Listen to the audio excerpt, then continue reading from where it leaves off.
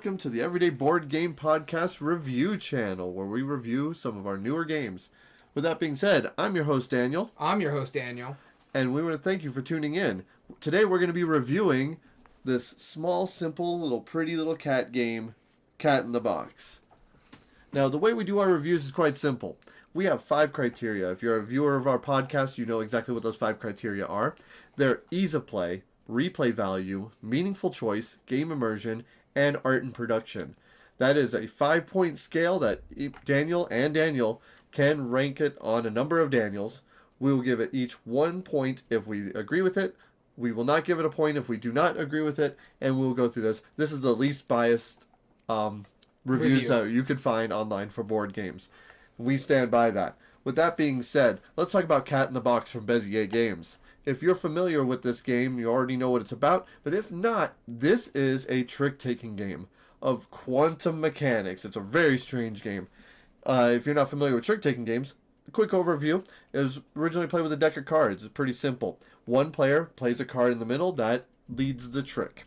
Depending on the suit of that card, let's say I play a 3 of spades, whoever plays the highest of that suit will normally win the trick. You normally want to win those tricks, and this has that as well. Except the difference between Cat in the Box and a standard deck of cards, one, there is no suits on any of the cards. They are all black cards, very simple, and you declare what suit they are when you play them. However, there are more number of cards than there are suits in the game. That adds a little bit of wonkiness to it later on. So if I say it's a blue 4, everyone else has to play a blue card and cannot play a blue 4, and whoever plays the highest blue card will win that trick. However, and here's the catch. Since you're declaring your suits and which colors, there might be a time where you are like, well, I don't want to play a blue card. And if you do that, you remove it from your little scoreboard, and you can no longer play blue cards because you couldn't follow in that turn. For the rest of the round. You play out all your cards. That's right. And then finally, if you're stuck with a number and you are unable to play it because all of the other numbers in that suit have been played, and you're stuck with that, you create a paradox and therefore pretty much lose the whole round. It's based off of Schrodinger's cat as the idea, but again, it's a combination of that trick-taking element and this weird idea of a concept. That being said, we're going to jump into our review. We're going to start with our ease of play criteria. I flipped my coin of doom, and that'll determine who starts first. Daniel, that's you. And so ease of play, we're talking about the simplicity and familiarity of the mechanism, the likelihood of it getting to the table, either through the mechanism or the theme. It is easy to learn, understand, and teach. And so this one is one hard for me when it goes like in the him and the haw. The simplicity and familiar of the mechanism, it just depends. If you're playing with a group that love trick-taking, which I have a group that loves play trick-taking, this group, as well as my other group, except for one of in our group, Gamehead Geek, just can't gronk trick-taking games. But both of my groups love trick-taking games to the most part. And the likelihood in getting to the table, my wife was very interested in getting this to the table because she loves the whole Schrodinger's cat kind of dilemma aspect and the thought of it. But for me, I don't think I can give it a Daniel. When it comes to the simplicity and familiar of the mechanism, yeah, that's great. But it is not easy to teach. It is not easy to learn. You played a lot of trick-taking games, and it took you a while to learn this game. Yep. And the same with me. I love this game. I enjoy and adore this game. Mm-hmm. But it's not easy to teach. It's not easy to learn, especially when you're talking about, like, these cards don't have suit. You choose if you're playing in suit or not. It messes with people, and it takes a few rounds, not even just like a few plays. It takes a few rounds for people to start understanding the puzzle aspect on it. So I give it the simplicity and familiarity of the mechanism, but the likelihood to get to the table, not a lot of people, unless they're very sciencey, are really going to want to play a quantum mechanics kind of game. Right. And it's not easy to teach or learn, so I can't give it that. So it does not get a Daniel from me.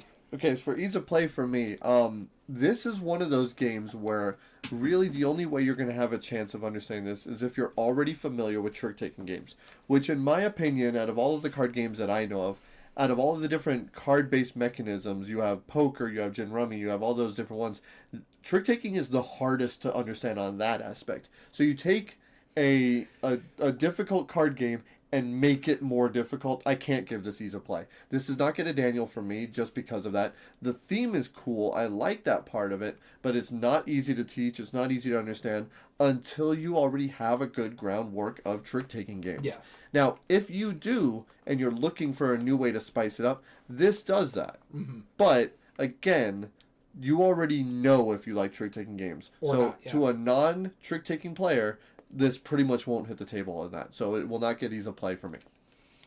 Next category is replay value. Now I'll start with me. So replay value is the length of time it is to play and how well does it scale for player count. It's also the minimum number of plays for the full experience. And finally, expandability. That's any expansions that they include, whether that is expansions that currently exist or are announced or presumed to exist based on how they advertise it. Same thing for before. I don't think that once you've played this game once, other than trying to refine your skills, you're not going to see new content. You're not going to see new stuff.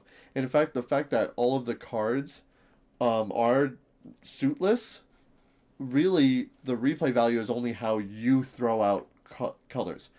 This almost has negative replay value because you've seen everything before the end of the game, and that's very rare in a lot of these games.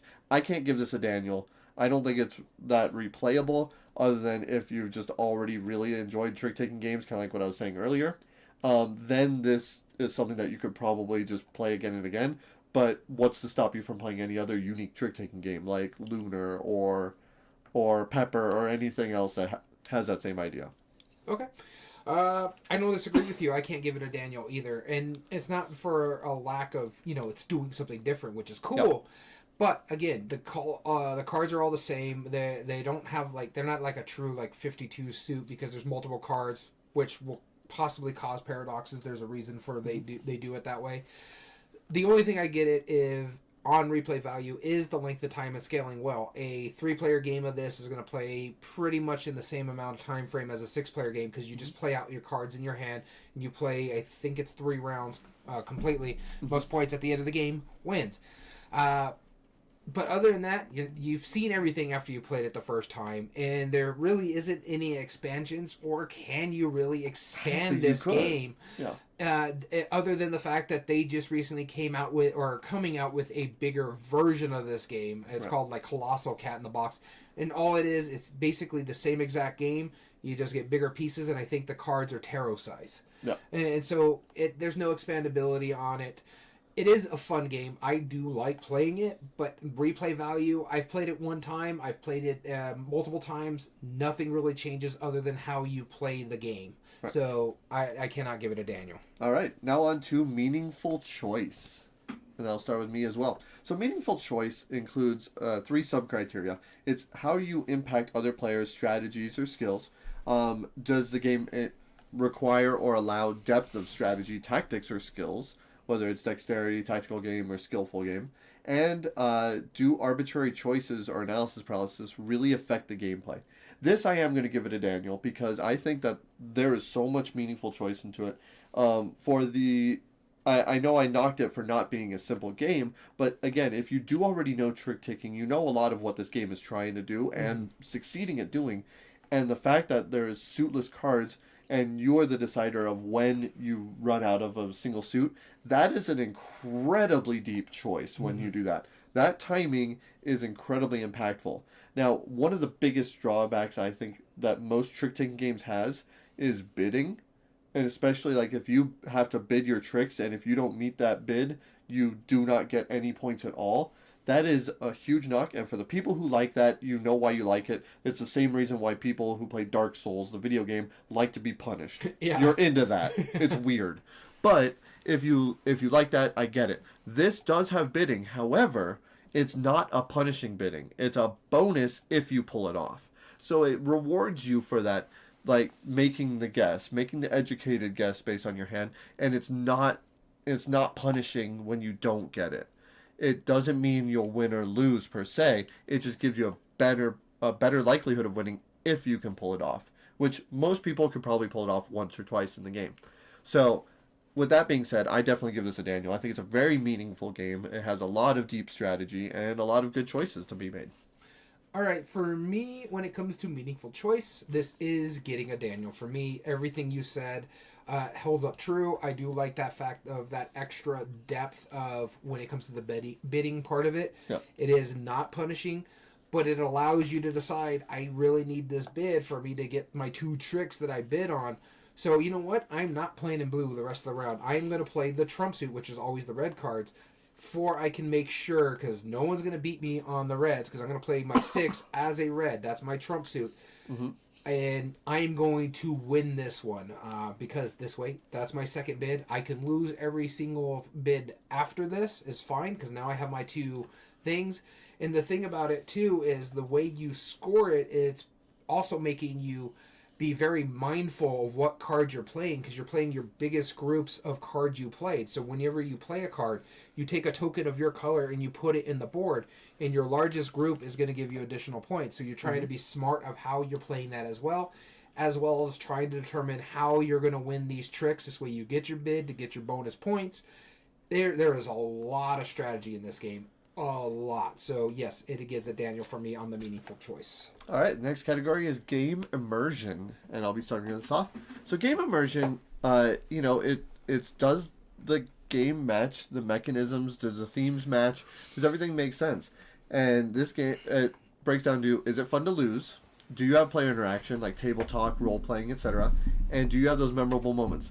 This is probably the biggest category for me as far as it's getting a Daniel, because the game is about paradoxes and quantum mechanics and ridiculous stuff. Is the cat dead or is it alive? You'll never know. And that theme, first off, is ridiculous and it's fun. But really the fact that since you're declaring your suits and you can be stuck having a 5th card and all of the cards have played that suit already, and you have no choice but to play a card that does not exist, is hilarious. I love that. And even in the rule book, it looks like, a scientist's journal, like it was writing down all these things. And they even have like quips and funny stuff. It has those stand-up moments. Like, even though it sucks for the player who pulls that off, it's really on them for not having planned that, and that's part of the gameplay. And it really brings out that moment where as soon as one person, like, that's one of our favorite things, where we're all playing a card, and it gets to one player, and they just go, and they throw down their cards, and we all go, paradox. It's so thematic. I like that part a lot about it. That is my favorite part of this game, is just the absurd theme and how it actually does pull it off really well. I give it a Daniel for game immersion. All right, for me, I'm giving it a Daniel. I wholeheartedly agree with everything you said. And the big part of it, too, is this is really one of the best thematic trick-taking games I have ever played. Surprisingly, yes. Yeah. It's because you're sitting there thinking, really, how are you going to pull Schrodinger's box into a game? And then you're doing the paradox, as you're saying.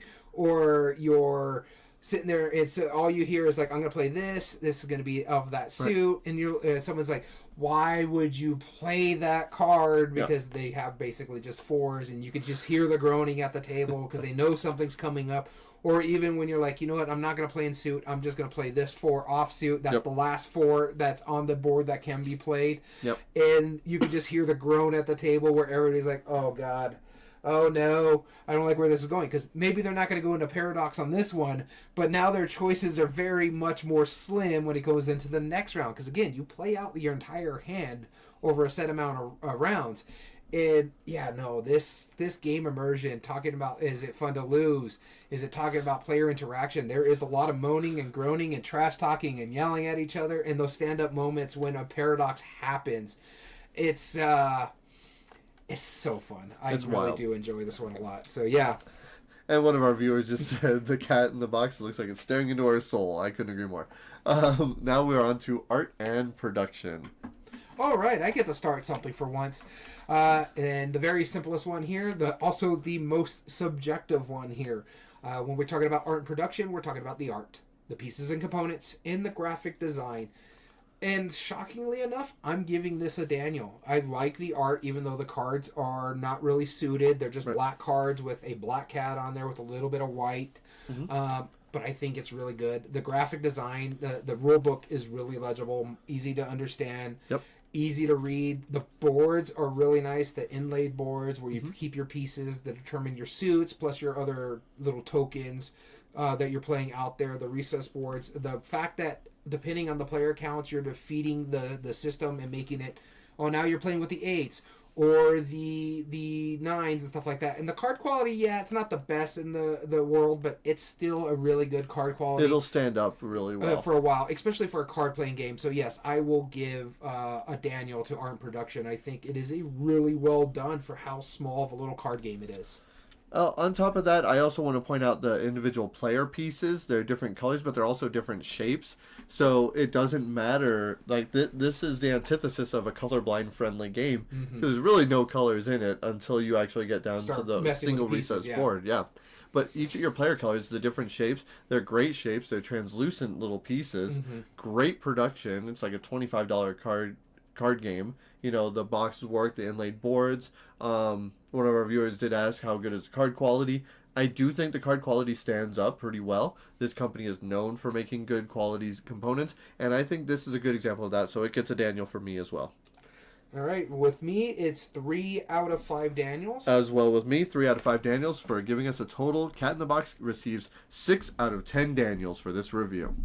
So with that being said, we hope you enjoyed this review of Cat in the Box by Bezier Games. If you want to join us on any of our live stuff, again, we run a podcast called the Everyday Board Game Podcast. We run on Twitch, streaming, YouTube, Podbean, all of that stuff.